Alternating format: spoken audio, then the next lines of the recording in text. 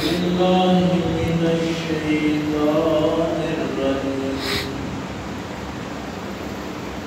بسم الله الرحمن الرحيم قال الله تبارك وتعالى في القرآن المجيد ما كان محمد أبا أحد من رجالكم ولكن رسول الله وخاتم النبيين وكان الله بكل شيء عليما آمنت بالله صدق الله العظيم وصدق رسوله النبي الأمي الكريم ونحن على ذلك من الشاهدين والشاكرين والحمد لله رب العالمين قال الله تبارك وتعالى في شان حبيبه مخبرا وآمرا إن الله وملائكته يصلون على النبي يا أيها الذين آمنوا صلوا عليه وسلموا تسليما الصلاة والسلام عليك يا سيدي يا رسول الله وعلى آلك وأصحابك يا سيدي يا نبي الله الصلاة والسلام عليك يا سيدي يا خاتم النبيين وعلى آلك وأصحابك يا سيدي يا شفيع المذنبين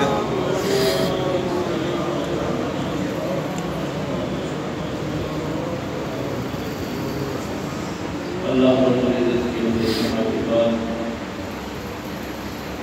کہ جو اپنی ذات کے اعتبار سے بھی لکھتا ہے اور صفات کے اعتبار سے بھی لکھتا ہے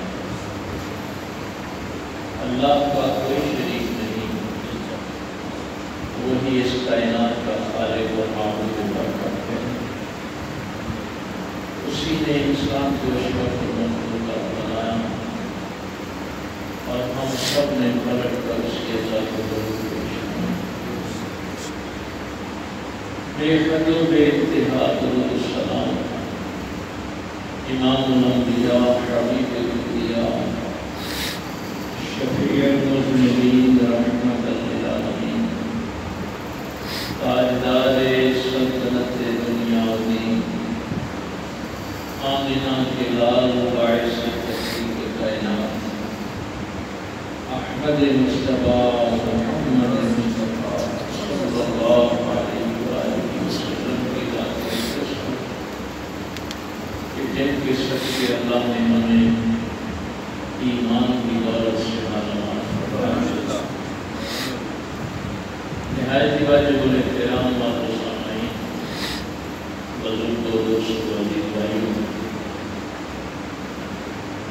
ہمارے ہاں یہ سپٹمبر کا مہینہ اور خصوصاً اس کی 7 تاریخ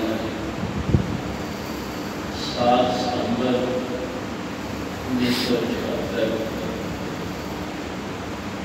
جس دن ختم نبوت پہ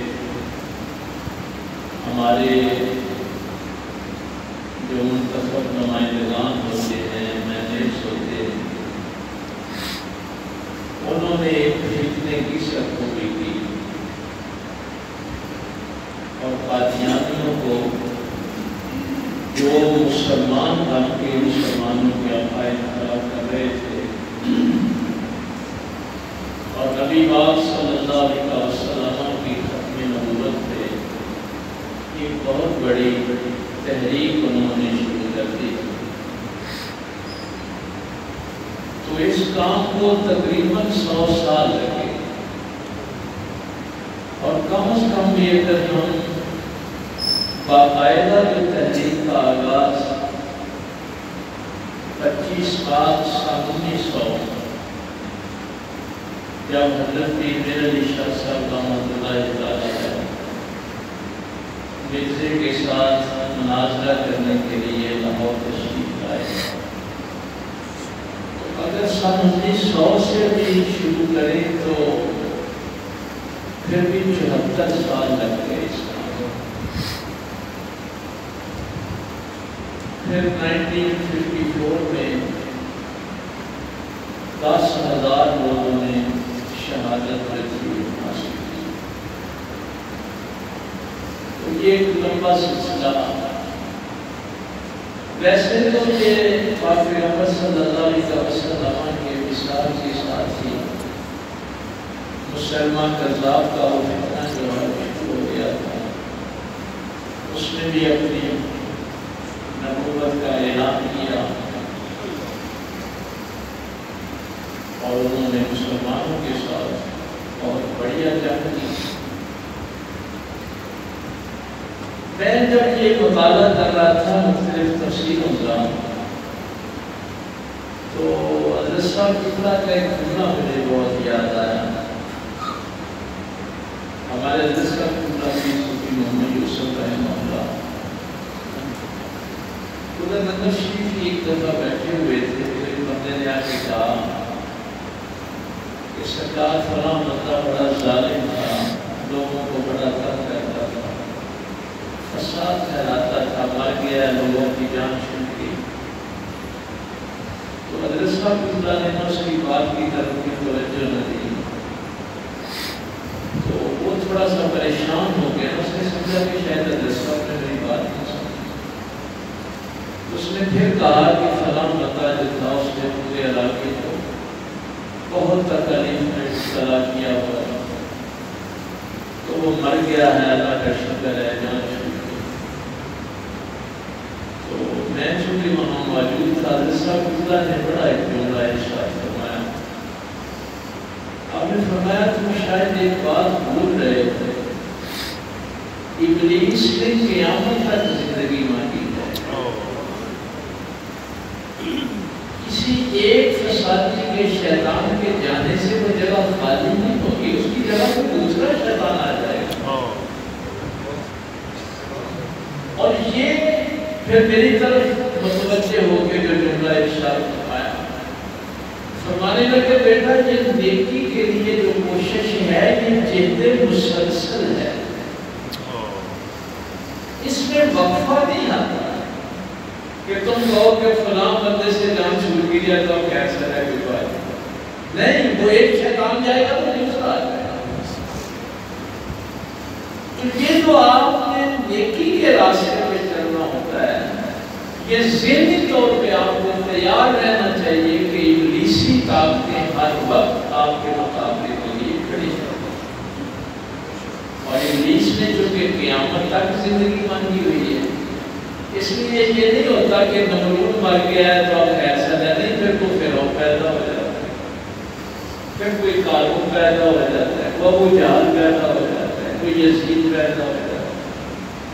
تو یہ آپ کو بھی ذہنی طور پہ تیار رہنا چاہیے کہ یہ نیکی کے لیے جو آپ کا سفر ہوتا ہے، اس میں آپ کو کوشش مسلسل کرنا پڑتا ہے، زندگی کی آخری سانس تک آپ کو یہ جہاد کرنا پڑتا۔ اور جن لوگوں کے ذہن میں یہ ہے کہ چلو یہ تھوڑا سا کام کر لیں اور باقی زندگی آرام سے گزاریں، ان کو نہیں پتا کہ نیکی کا کام کیسے ہوتا ہے۔ نیکی کے کام کے لیے آپ کو مسلسل کوشش کرنا پڑتی ہے اور ان طاغوتی طاقتوں کا مسلسل مقابلہ۔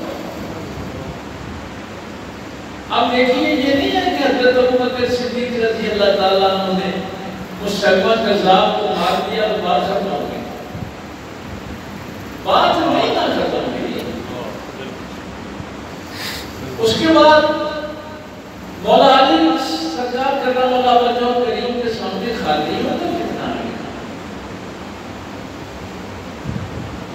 یہ آج جو جملہ ہے یہ آپ نے ہمیشہ ذہن میں رکھنا ہے، کیونکہ اب جو فتنے امت مسلمہ میں آئے تھے وہ بھی قرآن پڑھ کے آئے تھے۔ اب یہ کام مشکل اس لیے تھا، مثلا یہ نعرہ رسالت پہلی دفعہ اسی جنگ میں لگایا گیا تھا، جنگ یمامہ۔ یہ جو مسلمہ کذاب کے خلاف جنگ لڑی گئی تھی نا، تو یا محمد کا نعرہ اس جنگ میں پہلی دفعہ لگایا گیا۔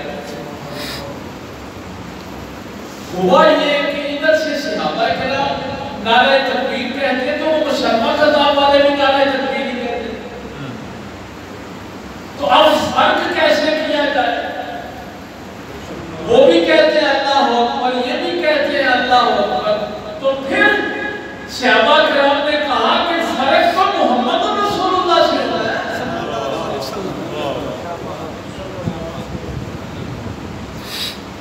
اس لیے آج بھی اگر اس نعرے سے کوئی روکے نا تو وہ ذہن میں رہے کہ نعرے تکبیر سے نہیں پتہ چلتا، فرق کا پتہ نعرہ رسالت سے چلتا۔ اس لیے ہم نے اس نعرہ رسالت کو اپنی زندگی کا حصہ بنایا۔ یہ صحابہ نے طریقہ بتایا، اور مولا علی سنگرہ کو وہ جملہ جو میں نے عرض کیا، خارجی میں مولا علی کے مقابلے میں آئے تو قرآن پڑھتے ہوئے آئے، انہوں نے کہا الحکم الا للہ، قرآن کی آیت پڑھا، حکم صرف اللہ کا ہے۔ آیت پڑھ رہے ہیں، حکم صرف اللہ کا ہے، اور لڑائی کر رہے ہیں حضرت علی سے، شہید کر رہے ہیں صحابہ کو، ان کا مال چھیننا اپنا حق سمجھتے ہیں، ان کو قتل کرنا اپنا حق سمجھتے ہیں۔ تو یہ جملہ سرکار مولا علی کرم اللہ وجہ الکریم کا یہ ہمیشہ ذہن میں رہے۔ جب خارجیوں نے قرآن کی آیت پڑھی تو میرے مولا علی سرکار نے ایک تعریفی جملہ ارشاد فرمایا، آپ نے فرمایا کلمۃ الحق جلیل الباطل، اور ظالموں کلمہ تو حق کہتے ہو لیکن ارادہ تمہارا باطل کا ہے۔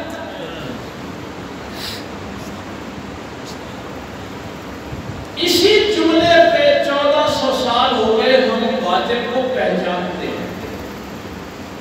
اگر کوئی قرآن کی آیت پڑھ کے اس کے ترجمے میں نے اپنی مرضی سے کرے تو ہم اس کو صحابہ کا پیروکار نہیں سمجھتے۔ یہ مولا علی سرکار نے بتایا تھا کہ اب یہ جو فتنے آئیں گے یہ فتنے قرآن پڑھیں گے۔ اب قرآن کا کلمہ تو حق کہہ رہا ہے، لیکن اگر اس کا وہ معنی الٹا کر لے، اس کا معنی باطل کر لے، تو پھر وہ حق پہ نہیں ہوتا۔ قرآن پڑھ کے اگر کوئی اس کا معنی غلط کرتا ہے تو وہ حق پر نہیں ہوتا۔ یہ نہیں دیکھنا کہ وہ قرآن پڑھ رہا ہے، دیکھنا یہ ہے کہ وہ قرآن کا معنی کیا کر رہا ہے، مفہوم کیا بیان کر رہا ہے، اس کا ارادہ کیا ہے۔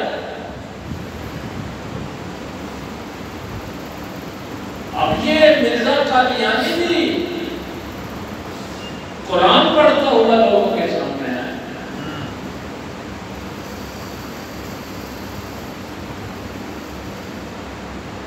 اس کے درجے جو شاید پچھلے سال میں نے پہلے اس نے وہ مجدد کردہ وہ ذلی اور دروزی نبی اور حکمتی نبی اور تشریعی نبی بڑے درجات میں سے گزرا۔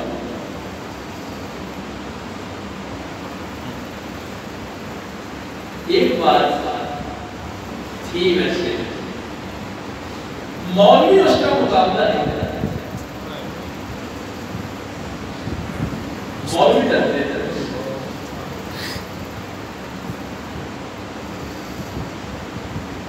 اور پھر سب نے اتفاق کیا متفقہ طور پہ حضرت میر میرعلی شاہ صاحب رحمۃ اللہ تعالی علیہ تمام اوقات پیدا کریں کہ آپ ہماری طرف سے اس کے ساتھ گفتگو کریں.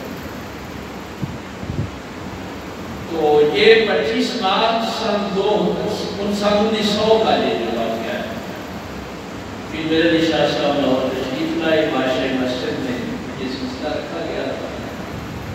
اور یہ اللہ والے کی کیا عجیب لوگ، میں ان کا یہ جملہ ریلوے اسٹیشن پہ کہتے ہیں کہ لاکھوں کا رش تھا، پوری امت کا معاملہ تھا، تو لوگوں کی مرضی تھی کہ ہم ریلوے اسٹیشن سے باشے مسجد تک جلوس کی صورت میں کاندھوں پہ اٹھا کے لے جائیں گے، نعرے بازی کریں گے. تو پیر صاحب نے فرمایا کہ لوگوں سے کہو کہ منتشر ہو جائیں، میں فساد پھیلانے کے لیے بہت اچھی. یعنی یہ اللہ والوں کی بات ہے. ہم تو کہتے ہیں نا کہ ہمارے پروٹوکول کو باہر نکلو. فرمایا یہ اتنا بڑا اجتماع ہے، راستے میں توڑ پھوڑ کرے، کسی کو نقصان پہنچائے، جذبات میں. فرمایا میں اکیلا اب یہاں پہ ایک بات جو میں نے آج آپ کو خصوصی طور پہ عرض کری، ساری باتیں گفتگو سے نہیں ہوتی کہ آپ کسی کو گفتگو سے دلائل دیں گے کہ اللہ کی توحید پہ آپ دلائل دیں گے منوا لیں گے، کسی کو رسالت دلائل دیں گے منوا لیں گے. جب کوئی انسان سرکش ہو جاتا ہے تو پھر اس کے لیے جو قرآن کا اسلوب ہے وہ یہ ہے کہ اس کو عاجز کر دو، اس کی حیثیت میں اس کو عاجز کر دو. اس کا طریقہ قرآن نے حضرت ابراہیم علیہ السلام کا بتایا کہ جب نمرود نے خدا ہونے کا دعویٰ کیا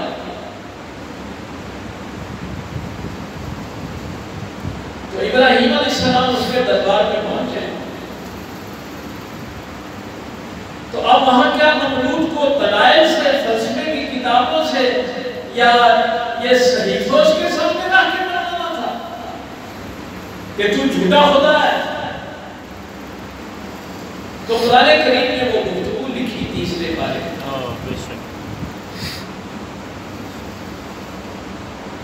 جب ابراہیم علیہ السلام نے فرمایا وَإِذْ قَالَ إِبْرَاهِيمُ رَبِّيَ الَّذِي يُحْيِي وَيُمِيتُ، میرا رب وہ ہے جو زندہ کرتا ہے اور مارتا ہے.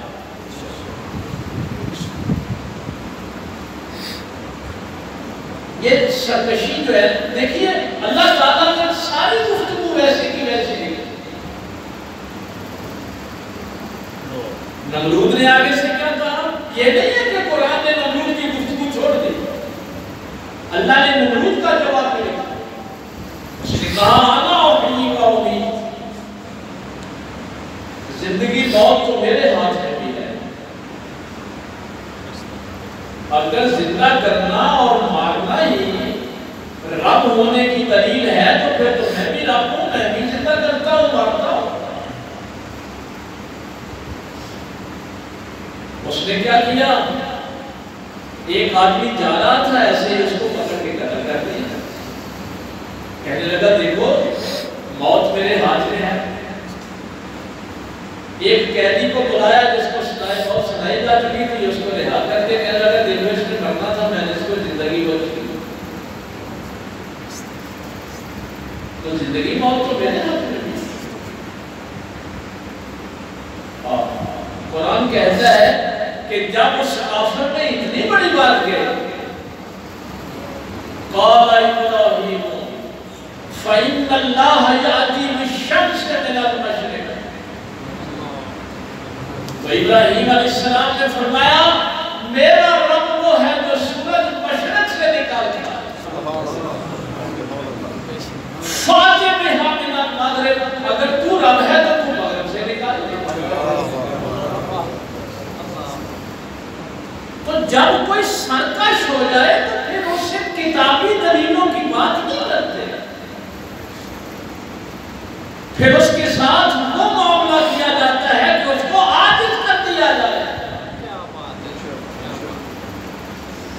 سرکشوں کا علاج دلائل نہیں ہوتے، دلائل تو عقل والوں کے لیے ہوتے ہیں، سیکھنے والوں کے لیے ہوتے ہیں،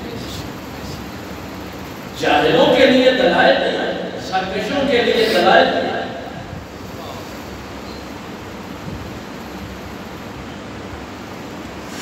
فَبُهِتَ الَّذِي كَفَرَ،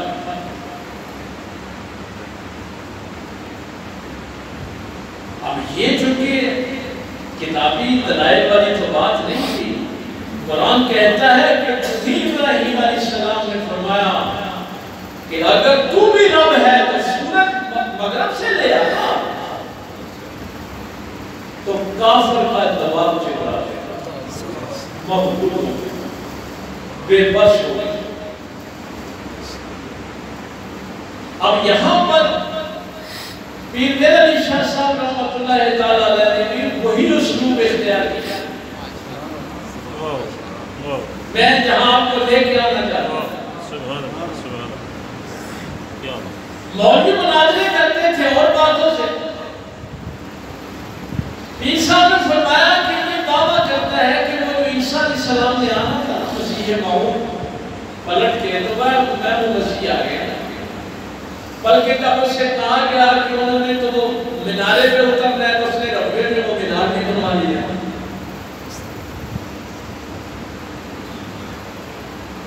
تو پیر میر علی شاہ صاحب نے کوئی لمبی چوڑی باتیں نہیں کی، آپ نے فرمایا کہ قرآن کہتا ہے کہ عیسیٰ علیہ السلام کی نشانی یہ ہے اوبرے و لبمہا و لبرسا وَأُحْيِي الْمَوْتَى بِإِذْنِ اللَّهِ، عیسیٰ علیہ السلام دوروں کے کوڑ دور کرتے تھے، ماتذات اندھوں کو بینا کرتے تھے، اور مردوں کو اللہ کے حکم سے زندہ کرتے تھے۔ اگر تو اپنے آپ کو کہتا ہے کہ میں عیسیٰ ہوں،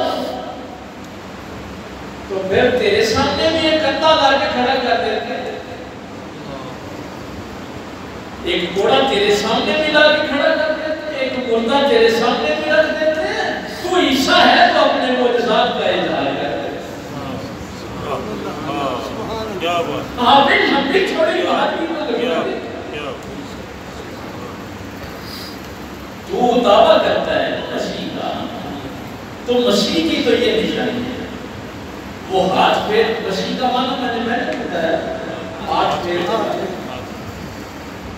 یہ عیسیٰ علیہ السلام کا لطف ہے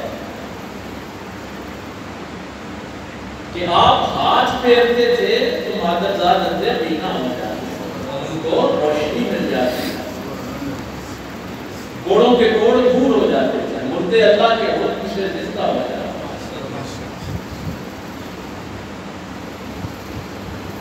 اب اس بات کا اس کے پاس کوئی جواب نہیں، جیسے نمرود کا دماغ چکرا گیا نا، سامنے نہیں آیا تھا، یہ میں تھوڑا سا آپ کو تفصیل، وہ مسجد میں سامنے نہیں آیا تھا، یہ آپ نے لکھ کے بھیجا، اس نے کہا کہ یہ پشاور کے پٹھان آئے ہوئے ہیں پیر میر علی شاہ صاحب کے ساتھ اور وہ مجھے مار دیں گے، میری جان کو کر رہا ہے، تو سامنے نہیں آیا۔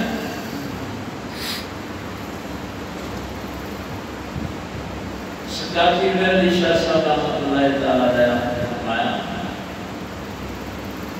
یہ نہیں ہے کہ ہم یہ کام نہیں کرتے، اس سے پہلے آپ نے 2 کتابیں لکھی، اور میں سمجھتا ہوں کہ وہ ہمارے ہاتھ مسلمان کے گھر میں ہوئی ہیں، سیف چشتیائی اور شمس الہدیٰ۔ قادیانی آج تک ان دونوں کتابوں کا جواب نہیں دے سکتے، یہ پیر میر علی شاہ صاحب کی تاریخ کتاب ہے۔ ہماری مصیبت یہ ہے نا کہ ہمیں وہ پڑھنے، یعنی پہلا جواب جو دیا ہے وہ لکھ کر دیا ہے، علمی جواب دیا، جب وہ سرکش ہوا ہے تو پھر یہ سوال اٹھا ہے، جب اس کے سامنے آنے سے انکار کر دیا، تو سرکار پیر میر علی شاہ صاحب رحمۃ اللہ تعالیٰ علیہ نے فرمایا تم تو نبی ہونے کا دعویٰ کرتا ہے، مسیح موعود ہونے کا دعویٰ کرتا ہے، میں تو مدینے والے کا ایک چھوٹا سا غلام ہوں،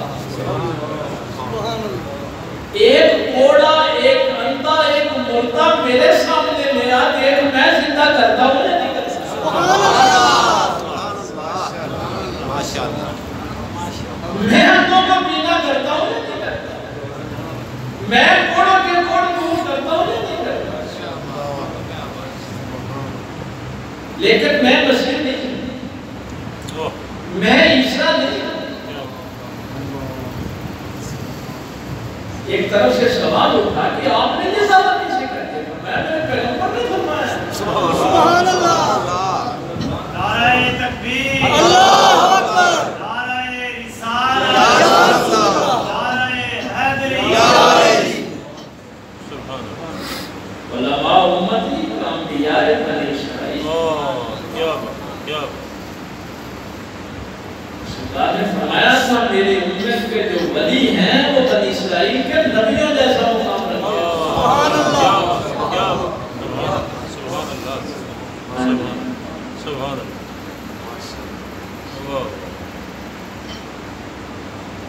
تو یہ اس کے پاس جواب نہیں تھا، لیکن یہ سن 1900 کی بات ہے، 25 مارچ سن 1900 کی بات ہے، اور یہ تحریک مسلسل چلتی ہے۔ شیطانی طاقتیں ساری جو تھی وہ ملتے کے ساتھ۔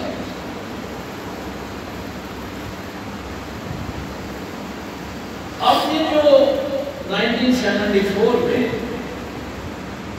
وہ بھی ایک ان کی تاریخ ہے۔ مرزا ناصر کو اسمبلی میں بلایا گیا، پیپلز پارٹی کے 2 MLA تھے، شیخ رشید، یہ والے شیخ رشید نہیں جو آج کل ہیں وہ دو کے ساتھ، اور یہ ابراہیم نے دونوں میں اس قرارداد کی مخالفت کی جو قبلہ شاہ قرآن صدیقی رحمۃ اللہ تعالیٰ علیہ نے اسمبلی میں پیش کی۔ اور حیران کن بات یہ ہے کہ بعد میں اس میں 37 MLA جو تھے انہوں نے دستخط کی اس تحریک کو مکمل کرنے کے لیے، لیکن وہ جو مولوی تھے نا وہاں غلام غوث ہزاروی اور دوسرے، انہوں نے اس پہ دستخط نہیں کیے۔ میں تو پڑھ کے حیران رہ گیا کہ وہ جن کو دنیا کا مطلب یہ بھٹو صاحب کی پارٹی نے مخالفت کی، بڑے وزراء جو تھے انہوں نے تحریک کی مخالفت کی، لیکن جب نورانی صاحب کی ملاقات کی بھٹو سے ملاقات ہوئی، نورانی صاحب کتنا نے کی بات ہوگا، آپ نے فرمایا بھٹو صاحب آپ کے منشور میں لکھا ہوا ہے کہ میرا دین اسلام ہے، میری معیشت سوشلزم ہے، میرا طرز سیاست جمہوریت ہے۔ تو پہلا جملہ جو آپ نے اپنے منشور میں لکھا ہے، اگر دین اسلام ہے تو اسلام تو محمد رسول اللہ کے بغیر کوئی نہیں ہوتا۔ اب یہ وہ جملہ تھا کہ بھٹو نے اپنے وزراء کی مخالفت، اس نے کہا کہ اب یہ تحریک پیش ہو گئی۔ اللہ تعالیٰ نے راستے بھی ایسی آسان کر دیا۔ تو ایک رہبر کمیٹی بنی، چھوٹی دونوں کمیٹیوں میں یہ سلسلہ چلتا ہے۔ یہ میں آخری جملے آپ سے اس لیے کہہ رہا ہوں کہ ہمارے ہاں آج کل یہ بڑا سوال پیدا ہوتا ہے، یار کوئی بات نہیں، وہ بھی کلمہ پڑھتے ہیں، وہ بھی ایسے ہے، یہ ایسے معاملات نہیں ہوتے۔ اس کو اچھی طرح سمجھنے کی ضرورت ہوتی ہے۔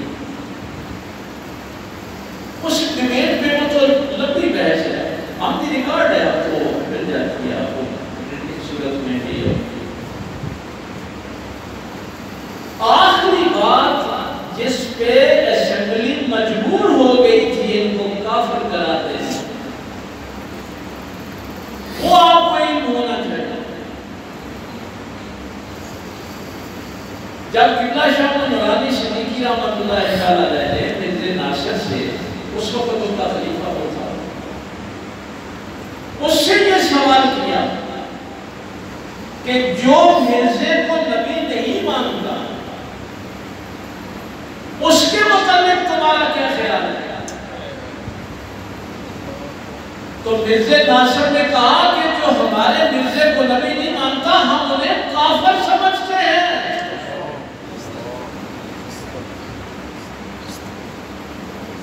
اس لیے مرزیوں کے ساتھ تعلق رکھتے ہوئے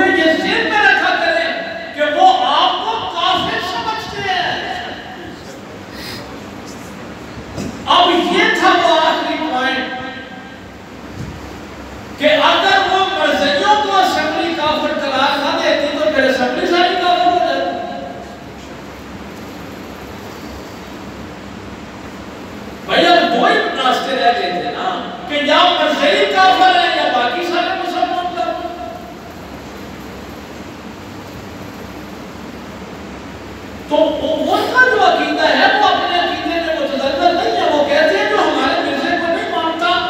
اب بھی کبھی میں آپ کو میرا تو مشاہدہ ہے, میں نے کئی جگہ یہ دیکھا ہے, ان کی رشتہ داریاں پرانی تھیں, اگر کسی جگہ وہ آ جائیں تو وہ آپ کا جنازہ نہیں پڑھتے. وہ کہتے ہیں کہ یہ کافر ہے. مرزائی کبھی آپ کے جنازے میں شریک نہیں. اور جب مرزا ناصر سے یہ بات پوچھی گئی کہ کیا ان مسلمانوں کے بچوں کا جو جنازہ پڑھنے ان کا کیا قصور ہے, ان کے عقائد آپ کو پتہ ہونا چاہیے. تو مرزا ناصر نے کہا وہ بچہ بھی تو کافروں کا ہے, اس لیے آپ کسی مسلمان کے بچے کا جنازہ نہیں پڑھتے. اس لیے ایسے نہ کہا کریں. وہ ایک دفعہ ادھر شکر گاڑی گیا ہوا تھا تو وہاں ایک دکاندار کہنے لگا ہمارا جی لین دین ہوتا ہے لوگوں کے ساتھ, تو یہ تجارت کے معاملے میں بہت سچے ہیں, دیانتدار ہیں. مرزائیوں کے ساتھ جب ہم کاروبار کرتے ہیں تو وہ دھوکہ نہیں دیتے. باقی جو ہمارے مسلمان ہیں وہ ملاوٹ بھی کرتے ہیں, دھوکہ بھی دیتے ہیں, جھوٹ بولتے ہیں, پیسے کھاتے ہیں. اب دیکھیے یہ کیسا زہر ہے. زہر بھی ہے اور ہمیں بھی شرمندہ ہونے کی ضرورت ہے کہ ہمارا تعارف کیا ہے.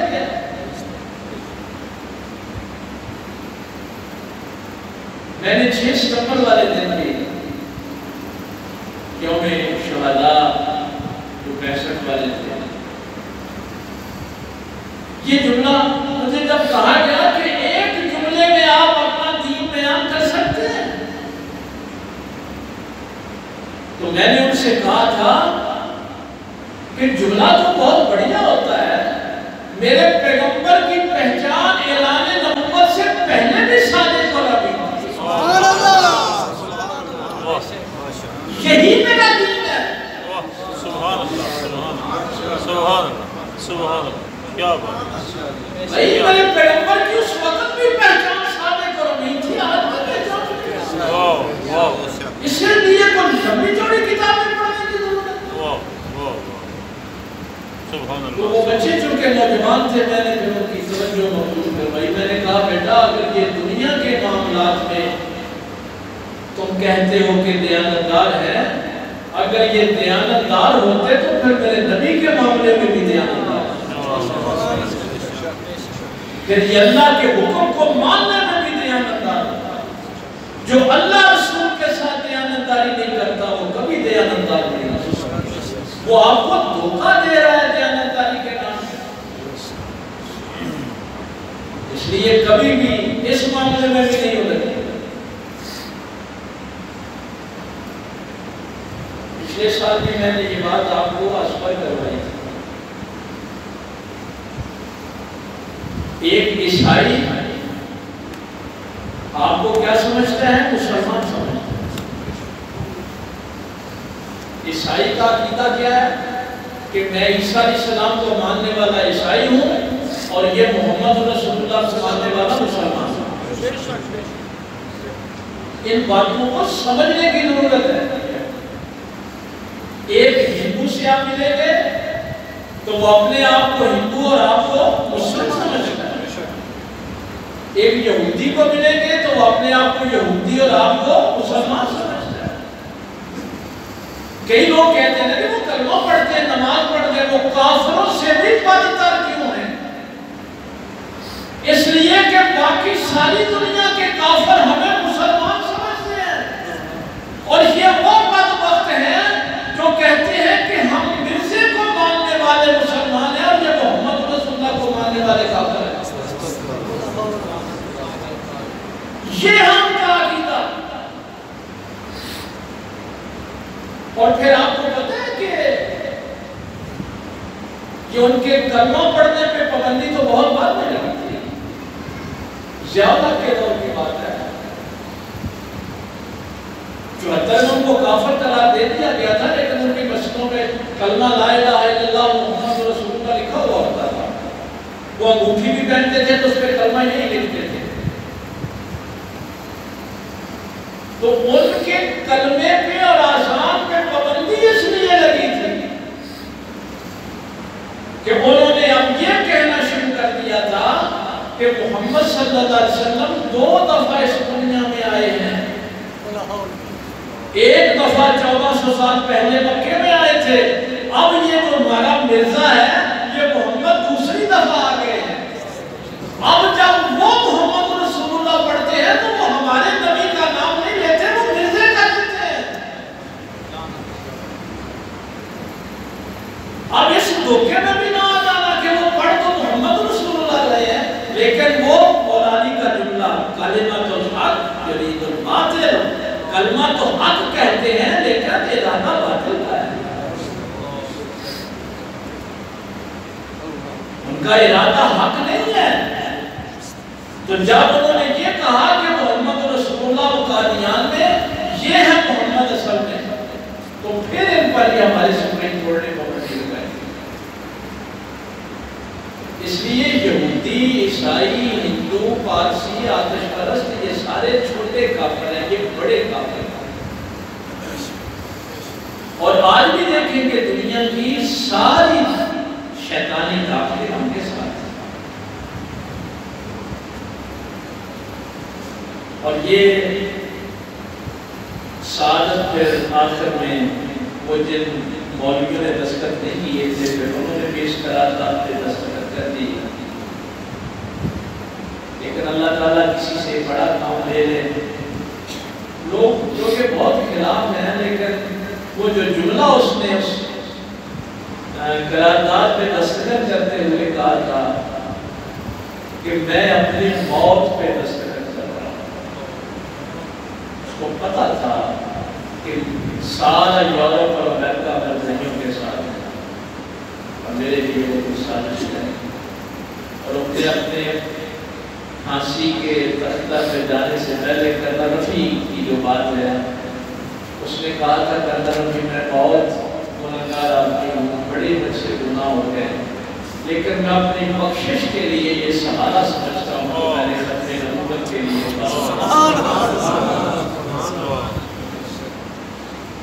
آپ بڑے خوش قسمت ہیں.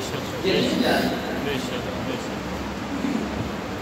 میں وقت تھوڑا رہ گیا, آیت کا جو میں ترجمہ نہیں کر سکتا وہاں تک پہنچ نہیں پایا. یہ جو آیت ہے ما کان محمد ابا احد من رجالکم, محمد صلی اللہ علیہ وسلم تم میں سے کسی جوان کے باپ نہیں, بلکہ رسول اللہ, کہ وہ اللہ کے رسول ہیں, خاتم النبیین اور نبیوں کو ختم کرنے والے. یہ ختم نبوت نص قطعی ہے, قرآن کی نص جو موجود ہے ختم نبوت. کبھی آپ نے شاید اس پر غور نہیں کیا. ہم جو ولیوں کو ماننے والے ہیں, ہم جو ختم پڑھنے والے ہیں, ہمارے ختم پہ اگر کوئی اعتراض کرے نا تو ہمارے علماء نے پہلے بھی یہ جواب دیا, آپ کا اگر دھیان نہیں کبھی گیا. ہم کہتے ہیں کہ ہمارے ختم کی شان ہی یہی ہے کہ ہمارا کوئی ختم اس ختم نبوت والی آیت کے بغیر مکمل نہیں. نعرہ تکبیر, اللہ اکبر, نعرہ رسالت, یا رسول اللہ, حیدری, یا علی. تو یہ ولیوں کے ماننے, آپ نے شاید کبھی اس بات میں غور نہیں کیا. تو ہمارے بزرگان دین نے جو آیت کو سمجھتے ہیں تب بھی نہیں سمجھتے, تب بھی ہم دن رات نبی کی ختم نبوت والی اس آیت کی تلاوت کرتے ہیں اور دن دعا کرتے ہیں.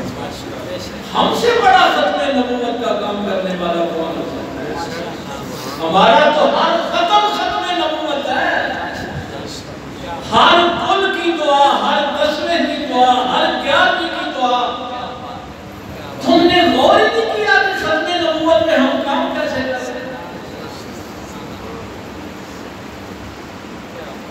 اس لیے یہ آئے ہمارے بزرگان نے دی. اس لیے کبھی یہ جو ختم کی مخالفت کرنے والے ہیں نا, ان کو کیا پتا کہ تم ختم کو ختم نہیں کر سکتے. یہ ختم حضور کی ختم نبوت کے لیے پڑھا جاتا ہے، جس کے لیے صحابہ نے قربانیاں دی تھی، جس کے لیے ابو بکر صدیق لڑے تھے، جس کام کے لیے مولا علی نے جہاد کیا تھا، جس کے لیے اولیاء امت نے جہاد کیا تھا۔ ہم نے اپنی نسل کو ختم نبوت والی اس آیت سے دور نہیں ہونے، ہم نے ان کے ذہن میں یہ بات پختہ کر دی ہے کہ اگر اللہ کی بارگاہ میں دعا کے لیے بھی ہاتھ اٹھانے ہیں تو ختم نبوت والی آیت کی تلاوت۔ تو یہ چند چیزیں جو ہیں یہ سمجھنے والی تھیں، عقائد کی چیزیں تھیں۔ ختم نبوت میرے پاک پیغمبر صلی اللہ علیہ وسلم کا اعزاز ہے، ان کی شان ہے، نبی پاک صلی اللہ علیہ وسلم کا اعزاز ہے۔ اس میں جو میں ایک سادہ سا جملہ کہا کرتا ہوں کہ ختم نبوت والی وردی تو اللہ نے بنائی ہی ایک ہے، کوئی دوسرا پیر کیسے ہے؟ یہ مثلا ویسے تو نبی 1,24,000 کا موریش ہے، رسول 317 یا 313 ہے، لیکن ختم نبوت والی وردی ایک ہی ہے۔ بے شک بے شک ختم نبوت والی وردی کا کوئی دعویٰ نہیں کر سکتا۔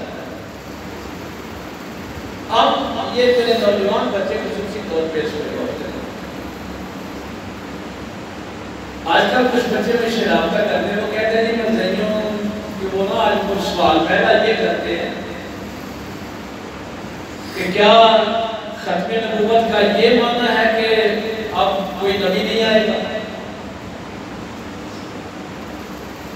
تو ہمارے سادہ لوگ بچے جو ہیں وہ کہتے ہیں ہاں ختم نبوت کا یہی معنی ہے کہ اب نبی نہیں آئے گا۔ تو پھر وہ کہتے ہیں کہ یہ تو حدیث شریف میں ہے کہ عیسیٰ علیہ السلام نے آنا ہے۔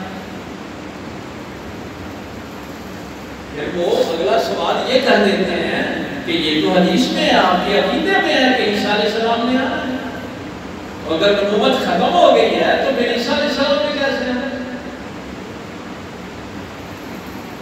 یہ اتنا سادہ کام نہیں ہے تو وہ مولوی یہاں آ کے دو چار نعرے مارے گا اور ختم نبوت ہو جائے گی۔ میں ان کے سوالوں کے جواب نہیں دے رہے۔ تو میں اپنے بچوں کو یہ اکثر بات بتاتا ہوں کہ جب بھی کوئی مرزائی آپ سے یہ سوال کرے تو اس سے کہنا کہ خاتم النبیین کا معنی یہ ہے کہ آپ کوئی نیا نبی نہیں آئے گا۔ خاتم کا معنی کیا ہے کہ آپ کوئی نیا نبی نہیں آئے گا۔ عیسیٰ علیہ السلام آئیں گے تو ہمارے آقا کی امتی بن کے آئیں گے۔ اسی کتاب کی ترویج و اشاعت کے لیے آئیں گے، اسی شریعت کی ترویج، اپنی شریعت لے کے دیا۔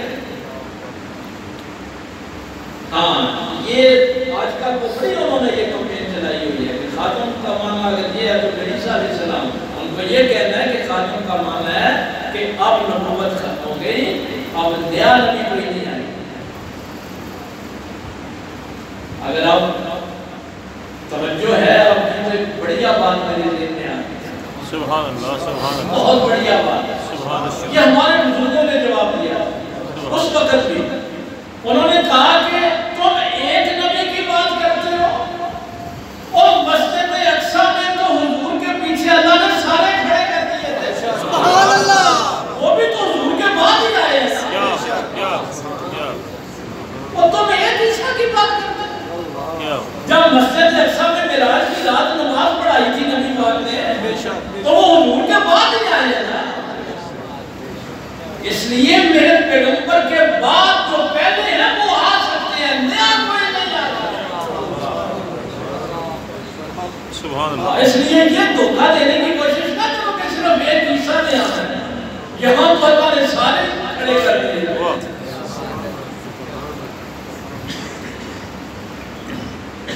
تو اللہ تعالیٰ نے موقع دیا تو چند آیات دیکھ کر وہ دھوکہ دیتے ہیں، لیکن انشاءاللہ ہم پھر ڈسکس کریں گے۔ اللہ تعالیٰ